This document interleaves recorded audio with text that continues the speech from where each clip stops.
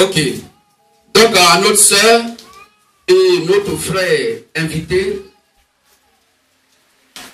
nous allons nous présenter à vous.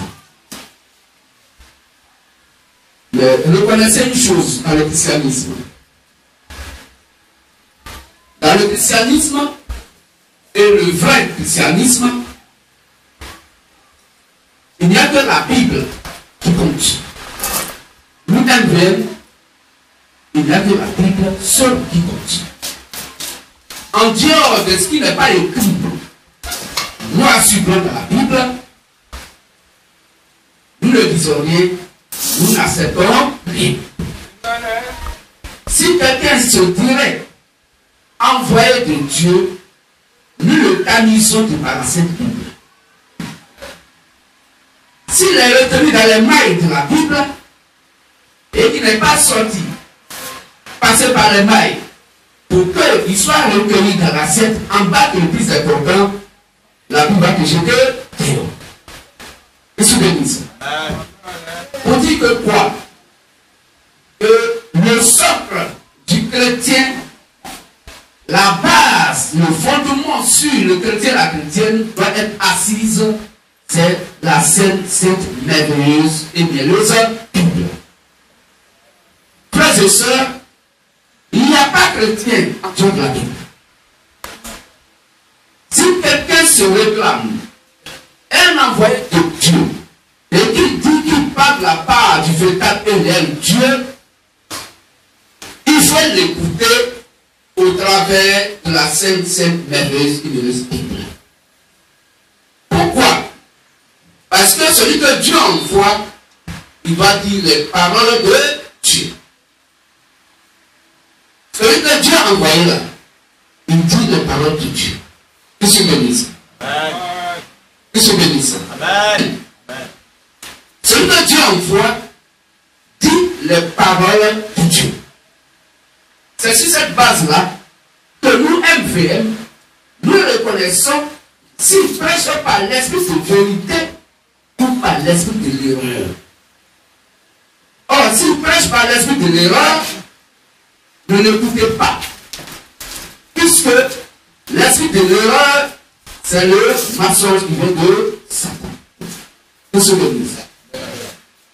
Tout à l'heure, on est en train de vous dire qu'il se peut que ce que votre Bible va dire ce matin risque de vous choquer.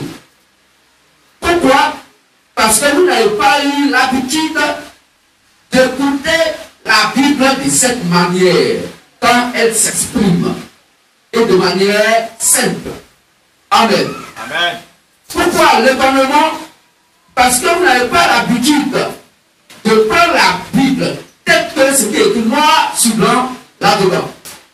Pourquoi? Parce que vous êtes habitués aux églises, à vos églises, à vos hommes de Dieu, et vous avez tellement confiance en eux que vous pensez que ce qui sort de la bouche d'un être humain, tout ce qu'il vous a dit concernant le christianisme, c'est ce qui est vrai. Pourquoi? Parce que c'est l'église qui a dit ça. Pourquoi? Parce que c'est mon homme de Dieu qui a dit ça. Mais ce qu'il a dit est vrai, c'est ce qui vient de Dieu. On l'avait dit. Malheur à quiconque se confie à un être humain. Jérémie 17, verset 7. Jérémie 17, verset 7. Malheur à quiconque se confie à un être humain. Donc, faisons beaucoup attention. Dieu aussi ne peut pas sauver à quelqu'un esprit s'il ne passe pas dans un corps humain. Donc, Dieu utilise un corps humain pour sauver des gens. Sur 1 Timothée 4, verset 16, où Paul pouvait dire à Timothée, versus toi-même et versus ton enseignement, persévère dans ces choses, car en agissant ainsi, tu te sauveras comme un Timothée et tu seras le peuple qui te goûte. Amen. Amen. Donc Dieu, en tant qu'esprit, il n'a ni chair ni os, il est invisible. Dieu ne peut pas sauver quelqu'un à tant qu'esprit. C'est impossible. Il doit toujours passer par un être humain appelé le prophète messager. Selon Amos 3, verset 7. Car Dieu peut le faire sur la terre sans avoir révélé ses secrets à ses serviteurs, les prophètes. Et c'est lui qu'il faut voir pour réussir sur la terre, selon 2 Chroniques 21. Et si tu veux comprendre le spirituel, c'est lui le voyant qu'il faut voir, selon 1 Samuel 9:9. Qu'est-ce que je dis? Mais pour quelle raison le Saint-Esprit, Jésus le Christ, nous met en garde dans Matthieu 24. Et il dit dans Matthieu 24, il va se lever de faux Christ. Il va se lever de faux prophètes. Or, le rôle du faux prophète, c'est de conduire des gens à l'enfer. Le rôle du faux Christ, c'est de conduire les gens à l'enfer. Là où les gens vont avoir des graissements potents. Amen. Qu'est-ce que vous dites? Et Christ, par le Saint-Esprit, selon 1 Jean 4, verset 1 à 4, il dit, n'ayez pas foi à tout esprit, mais éprouvez-les, pour savoir s'ils sont de Dieu ou pas, car plusieurs faux prophètes sont venus dans le monde. Alors, je suis chrétien et je suis chrétien. Comment la Bible donc va m'identifier à part que chrétien et chrétien? C'est pas parce que je vais à l'église que je suis chrétien et chrétien selon la Bible, non. C'est pas parce que je crois à mon homme de Dieu que je suis chrétien et chrétien, c'est faux.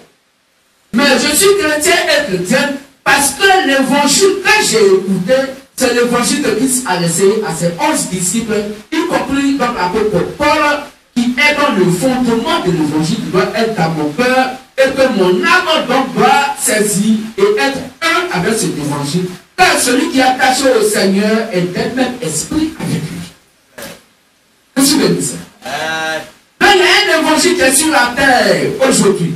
Et que nous, MVM, nous prêchons, qui est posé sur Ephésiens 2:9 à 20, et qui fait de nous, puisque nous l'étions et que nous le sommes, en tant que le Jean 6:40 de cette époque. La volonté de mon Père, c'est quiconque voit le Fils, croit en lui, ne pèse pas, mais est la vie éternelle, et je le ressusciterai au dernier jour. Alors quel évangile devrait avoir dans votre cœur cette terre aujourd'hui, pour que vous soyez sauvés? C'est ça le problème. Ah, tu diras que oui, moi je vais dans quelle église A, B, C et D, alors mon âme est garantie pour le salut. Ça faux. Pourquoi, frères et sœurs? Parce que la Bible dit qu'aucun chrétien ne va à l'église. Donc si votre âme reconnaît que vous êtes des chrétiens qui vont à l'église, vous ne l'avez jamais embarrassé. Qu'est-ce que je dis? Or, ce matin, si on avait posé la question de qui va à l'église, cette fois, cette personne allait lever la main. Et de manière sincère, parce que eux, ils vont à l'église. Or, la Bible dit qu'aucun ne peut aller à l'église, puisque l'église, selon Dieu, c'est le corps humain vivant. Personne ne peut rentrer dans le ventre de sa mère pour naître de nouveau. Ce que Jésus a dit à Nicodème. Nicodème dit, nous, on va créer l'église. Et puis, on va aller dans l'église. Il a posé la question, mais est-ce que je peux rentrer dans le sein de ma mère pour naître de nouveau? Qu'est-ce que je dis? Parce que si vous partez à l'église, vous êtes d'autres types de Nicodème qui voudraient rentrer dans le ventre de leur maman pour renaître de nouveau. Tout ça, l'église, c'est le corps humain vivant. Comment quelqu'un va rentrer dans le ventre de son ami pour adorer Dieu? C'est la question. Qu'est-ce que je dis? Amen. Raison pour laquelle la Bible dit que l'église est un être humain vivant. Selon Actes 20:28, on va lire, selon Apocalypse 5, verset 9. On va lire les deux versets et la Bible va nous expliquer qu'est-ce qu'elle appelle l'église. Si c'est les 4 bâtiments, les 4 murs du bâtiment, si c'est les 4 murs du bâtiment, si c'est la maison faite de main d'homme, où les gens vont dimanche pour prier, qu'on appelle l'église, c'est la Bible qui va nous confirmer cela. Alors si jamais la Bible dit que le bâtiment n'est pas l'église, et que l'église c'est le corps humain vivant, alors pouvez-vous encore dimanche aller à l'église? Parce que si tu vas à l'église, c'est que tu dis à Dieu que toi là, tu rentres dans le ventre de quelqu'un et puis c'est là-bas que tu fais ton culte de dimanche. Est-ce qu'on peut prendre le langage? Alors moi j'attends bien. On peut lire là-dessus. Acte 20:28. Prenez donc garde à vous-même. Prenez garde à vous-même. Et à tout le troupeau sur lequel le Saint-Esprit vous a établi évêque. Oui. Pour paître l'église. Paître l'église. Du Seigneur. Du Seigneur. Qu'il s'est acquise. Qui s'est acquise. Par son propre sang. par son propre sang. Amen. Amen. Le frère, tu peux prendre le verset. Acte 5, le verset 9. Il chantait un cantique nouveau en disant: tu es digne de prendre le livre et d'en ouvrir les sceaux, car tu as été immolé et tu as racheté pour Dieu par ton sang des hommes de toute tribu, de toute langue, de tout peuple et de toute nation. Amen. Amen. Donc quand nous prenons les deux versets pour votre bonne compréhension, les deux versets mis ensemble définissent clairement ce que Jésus a appelé Église. Quand nous avons pris Acte 28, la Bible dit que l'Église du Seigneur qui serait acquise par son propre sang. Apocalypse 5, verset 9 dit que Jésus le Christ, Dieu lui-même, a racheté donc son Église par son sang, et que cette Église, ce sont des peuples, ce sont des langues, ce sont des foules. Donc nous comprenons aisément que l'Église n'est pas des bâtisses, l'Église n'est pas des bâtiments, mais l'Église, c'est des êtres humains vivants. Que se bénisse. Que se bénisse. On va lire le livre de Actes 12, verset 5, pour comprendre, et l'autre va prendre Acte 8, verset 1. On va lire. Acte 12, verset 5. Oui. Pierre donc était gardé dans la prison. Pierre était gardé dans la prison. Et l'église ne cessait d'adresser pour lui Oui. des prières à Dieu. Ok. Mon frère est invité. On dit Pierre était gardé en prison et l'église ne cessait d'adresser des prières à Dieu pour Pierre. Si l'église est un bâtiment, tu as vu un bâtiment qui fait prier pour quelqu'un? Patrick, tu as bien compris? Regarde la lecture poète. Acte 12, au verset 5. Pierre donc était gardé dans la prison. Oui. Et l'église ne cessait d'adresser pour lui des prières à Dieu. Amen. Amen. Donc si l'église ne cessait d'adresser des prières donc à Dieu pour lui, et que dimanche vous partez à l'église et vous rentrez dans un bâtiment sur lequel on a écrit église A, B, C, D, et que l'église pour l'être humain c'est un lieu où quelqu'un va aller pour prier, mais il y a un problème. L'église selon Dieu, l'église parle, l'église mange, l'église se déplace, l'église fait tout. Comme un être humain, parce que l'église c'est un être humain vivant. On n'a jamais vu un bâtiment qui prie pour des gens. Amen. Pour que ça soit appelé église. Acte 8, verset 1. Acte 8, le verset 1. Oui. Il y eut ce jour-là une grande persécution contre l'église de Jérusalem. Ah. Et tous, oui, excepté les apôtres, se dispersaient dans les contrées de la Judée et de la Samarie. Amen. Merci. Il y eut ce jour-là une grande persécution contre l'église de Jérusalem. Alors, tanti, ma soeur, si l'église était bâtiment, que les gens sont venus pour donner des coups de poing pour pouvoir donc frapper des bâtiments, non. L'église de Jérusalem a été persécutée. Or, cette église qui a été persécutée, ce n'est pas les murs qui ont été persécutés, ce sont des individus. Et la Bible n'a pas dit église internationale A, B, C, D, non. Jamais. La Bible dit église de Jérusalem. Pourquoi? Parce que selon Dieu, l'église va porter le nom de la localité où les gens se rassemblent pour prier. C'est pourquoi on va lire Apocalypse 1, verset 11. La Bible nous donne des exemples de nomination, donc d'assemblée, de lieu de prière, appelés donc des temples. Amen. Amen. Et la Bible dit que l'église, qui est l'ensemble des individus qui prient et qui croient au véritable réel Dieu, quand ils se rassemblent dans un lieu, Le lieu où ils se rassemblent pour prier est appelé quoi? Donc, l'ensemble des individus qui prient sont appelés l'église de ce lieu. Qu'est-ce que dit ça? C'est quoi la Bible parle de l'église d'Éphèse pour dire des croyants qui prient à Éphèse?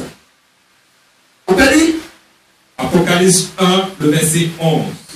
Qui disait, ce que tu vois, écris-le dans un livre, et envoie-le aux 7 églises. Envoie-le aux 7 églises. La Bible va donc nous définir les églises.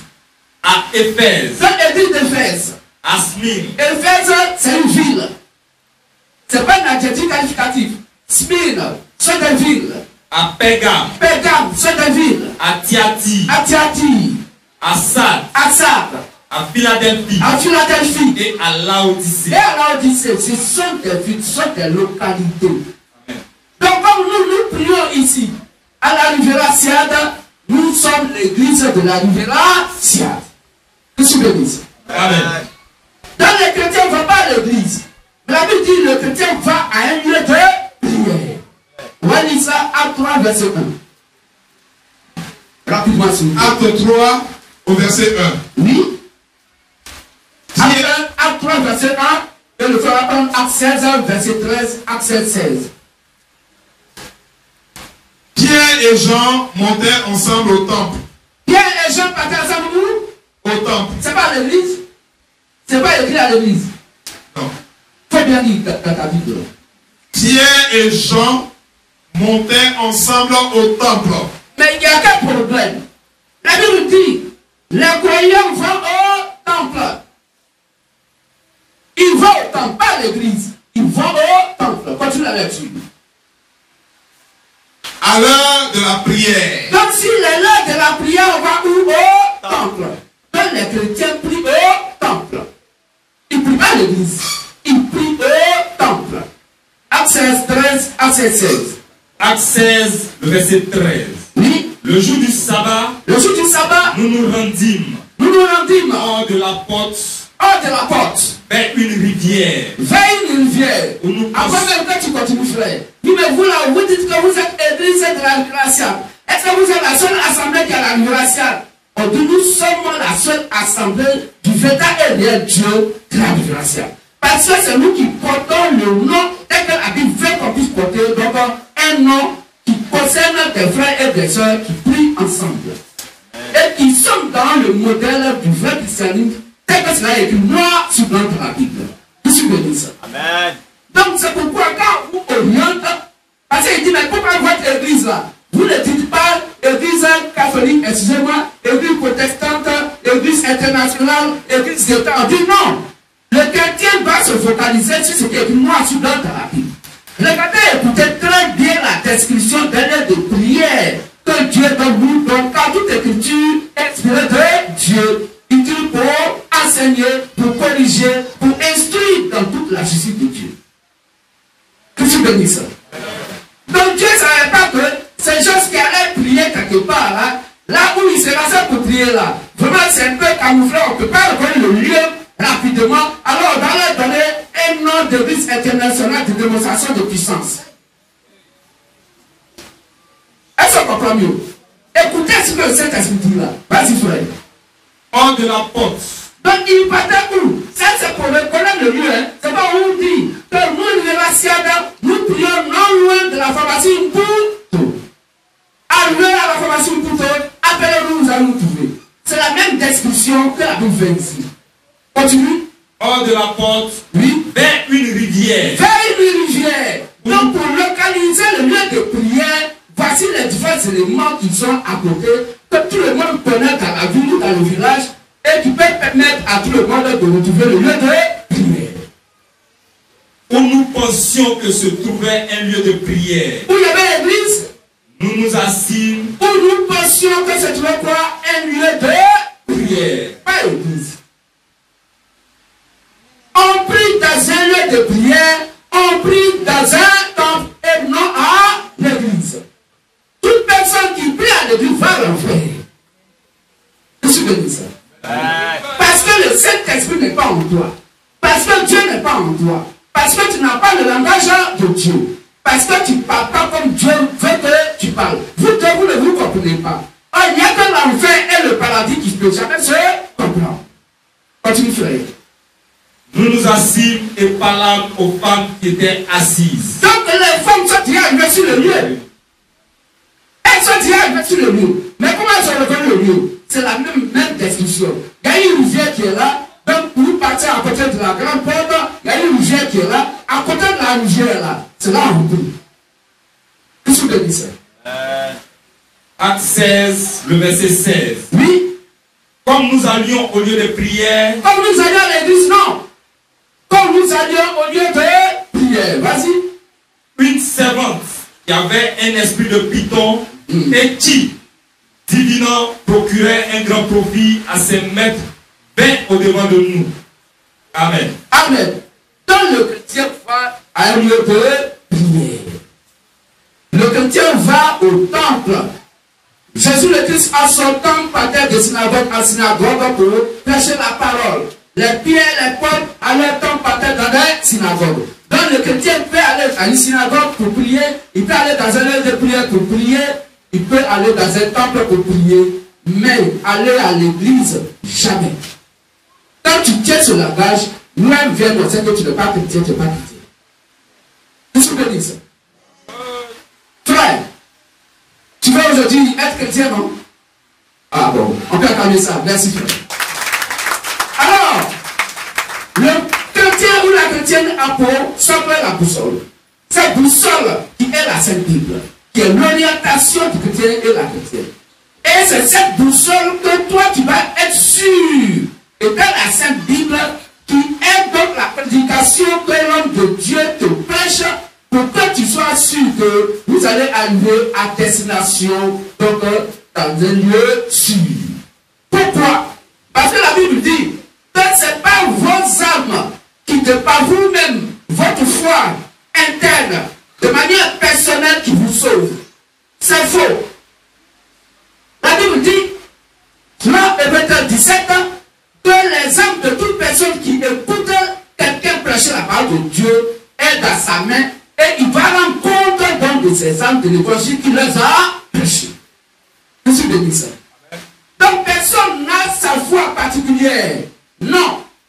Tu peux avoir une foi particulière que quand c'est dans un cadre de maladie, il faut avoir foi au vétérinaire Dieu. Et celui qui donc attend de prier pour toi, lui aussi va avoir la foi sans douter pour prier pour toi, pour que la maladie soit dégagée. Mais si nous parlons de la foi qui est la parole de Dieu que tu vas attendre sur le 10, 17, car la foi vient de ce qu'on entend et ce qu'on entend de la parole de Christ. C'est cette foi qui engage ton âme. Vous souvenez ça? C'est quoi tu dois être sûr. Quand celui qui te prêche la parole de Dieu, il est en accord avec toute la Bible, sans ajouter et sans retrancher. Je suis béni ça. C'est pourquoi la Bible dit que toutefois, quand vous prêchez la parole de Dieu, ayez les yeux dans les saintes écritures et vérifiez tout ce qu'on vous prêche, parce que c'est votre âme qui est engagée. Si celui qui vous prêche ne vous prêche pas conformément à la doctrine de Christ, de l'évangile que Christ a laissé à ses apôtres, quelle que soit ta sincérité dans l'adoration, tu vas à l'enfer. Vous souvenez ça? Vous souvenez ça? Frères et sœurs, ce que dit les Saintes Écritures, donc votre foi dépend de celui qui vous prêche. Si vous prêchez la vérité, vous êtes sauvés. Mais si ce qu'il prêche n'a rien à voir avec la vérité, vous êtes condamnés. C'est pourquoi quand ils vous disent que non, le salut est personnel, et que chacun peut croire individuellement aux étapes derrière Dieu et être sauvé, la Bible dit que c'est faux. Si vos hommes de Dieu vous disent que le salut est personnel, quand ils vous disent donne ta vie à Dieu, et que toi tu donnes ta vie à Dieu, et que tu dis que le salut est personnel, tu ne vas pas au paradis.